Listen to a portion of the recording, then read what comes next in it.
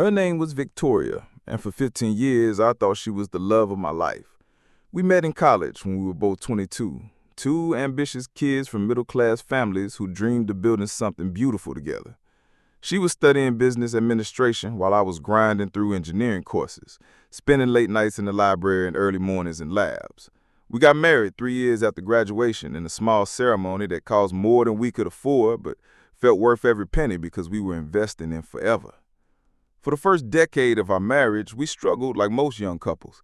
I worked for a small tech startup that paid barely enough to cover our rent, while Victoria bounced between marketing jobs that promised big futures but delivered small paychecks. We lived in a cramped one-bedroom apartment, drove used cars that broke down regularly, and celebrated anniversaries at chain restaurants with coupons. But we were happy, or at least I thought we were. Every night we would sit on our secondhand couch planning our future, talking about the house we would buy, the children we would have, the vacations we would take when my company finally went public, or when she landed that perfect corporate position. I was working 80-hour weeks developing software for financial institutions, pouring everything I had into code that would eventually revolutionize how banks process transactions. Victoria was my biggest supporter during those early years, bringing me coffee during all-nighters and listening patiently while I explained complex algorithms she probably didn't understand but pretended to find fascinating. Then everything changed when our company was acquired by a major corporation for $200 million.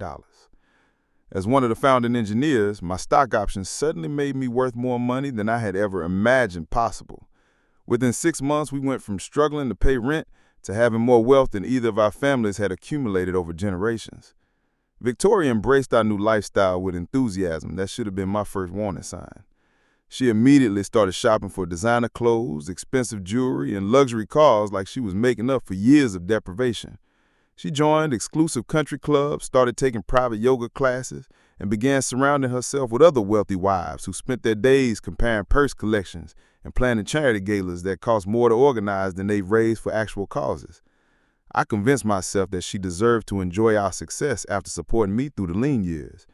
When she wanted to buy a 7,000 square foot mansion in the most exclusive neighborhood in town, I signed the papers without hesitation. When she decided she needed a personal trainer, a nutritionist, and a full-time housekeeper, I paid the bills gladly. When she started taking month-long trips to Europe with her new friends while I worked, I told myself she had earned the right to live freely.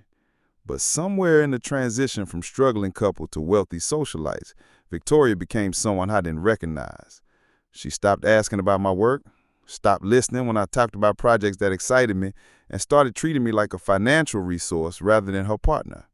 Our conversations became focused on money, spending, and maintaining the lifestyle she had grown accustomed to with frightening speed.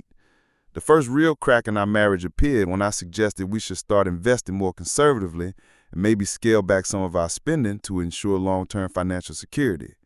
Victoria's reaction was explosive and revealing. She accused me of being cheap, of trying to control her after years of promising we would enjoy our success together. That night, she stormed out of the house and didn't return until the next morning, offering no explanation for where she had been or who she had been with. Over the following months, Victoria became increasingly secretive about her activities and defensive about her spending. She would disappear for hours without explanation, claiming to be shopping or meeting friends, but never producing any evidence of purchases or social activities. She started receiving mysterious phone calls that she would take in private, leaving the room whenever certain numbers appeared on her screen. When I asked about these changes, she would become angry and accuse me of being paranoid and controlling. The marriage counselor we started seeing suggested that we were both struggling to adjust to our new circumstances and that wealth often created unexpected pressures on relationships. Victoria performed beautifully during our sessions, playing the role of loving wife who just wanted to enjoy the fruits of our combined labor. She would hold my hand, speak about her gratitude for my hard work, and promise to be more transparent about her activities and spending. But nothing actually changed, except that she became better at hiding her behavior from me. The breaking point came on our 14th anniversary, when I discovered that Victoria had opened several credit cards in my name without my knowledge, and had been using them to fund a lifestyle even more extravagant than what I was already paying for.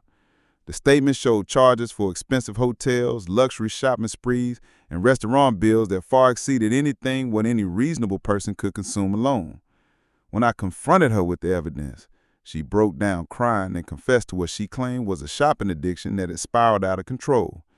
She begged for forgiveness, promised to seek help, and swore that she would be completely honest with me going forward. Like a fool, I believed her and agreed to pay off the debt in exchange for her commitment to transparency and counseling. But the counseling sessions revealed nothing, the transparency never materialized, and within months, I discovered that the secret credit cards were just the tip of the iceberg. Victoria had been systematically hiding assets and income streams that I never could have imagined her planning to steal.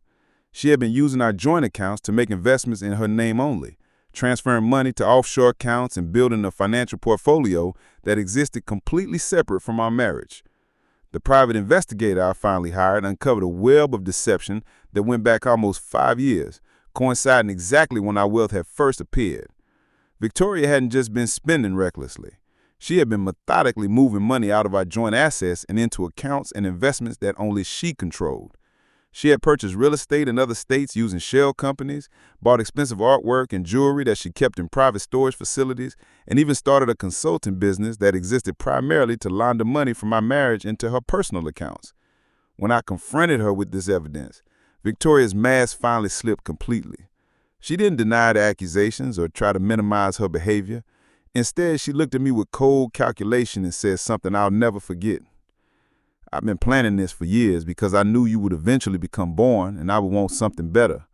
You were useful while I needed financial security, but now I can do better than a computer nerd who thinks romance means bringing me coffee while he codes." That was when I knew our marriage was over and that the divorce was going to be a war.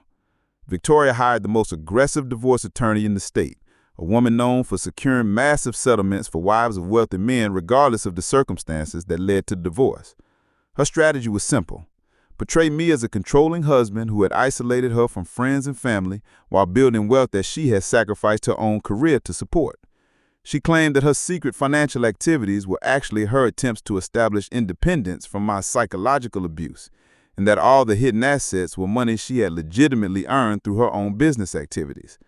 Her lawyer demanded $2.8 million in our divorce settlement, plus ongoing alimony payments that would have cost me nearly half my net worth.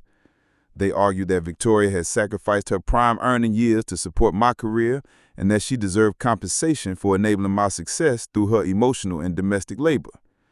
During the deposition phase of our divorce proceedings, Victoria performed like an academic award-winning actress, describing years of alleged emotional manipulation and financial control that bore no resemblance to the marriage I remember living through. My wife's lawyer demanded $2.8 million in our divorce until I revealed what I found in her secret offshore account. She said he's hiding assets from me, or dabbing at crocodile tears with tissues her lawyer provided at perfectly timed intervals. I didn't argue. I didn't defend myself against her lies. I let them think they had won the narrative battle and that the settlement would be decided in their favor. But what Victoria and her legal team didn't realize was that my background in financial software development had given me skills they never anticipated I would use against them. While they had been busy crafting their sob story about the poor white victimized by his wealthy husband, I had been quietly tracing every financial transaction Victoria had made over the past 5 years.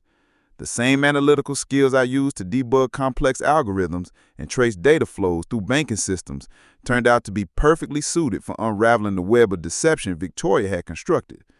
What I discovered was far worse than I had initially suspected.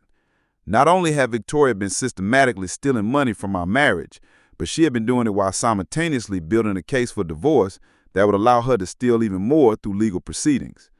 Her offshore accounts contained over $3 million in assets that she had moved out of our joint holdings, including money from my stock options that she had converted and hid before I even realized it was missing.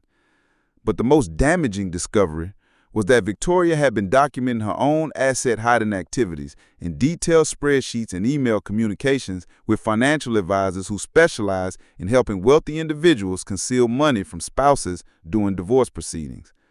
Her digital trail showed years of premeditated planning to extract maximum wealth from our marriage while positioning herself as the victim for legal purposes.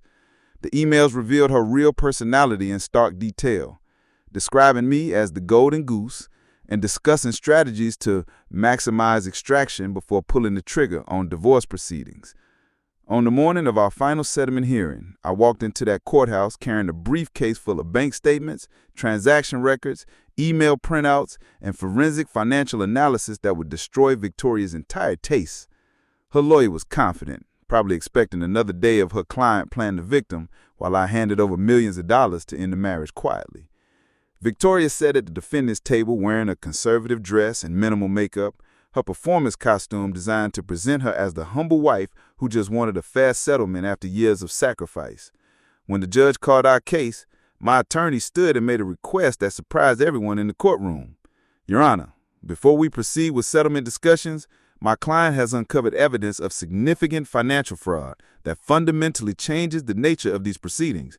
We request permission to present evidence that the respondent has been systematically concealing and stealing marital assets while simultaneously demanding additional compensation based on false representations. Victoria's lawyer objected immediately,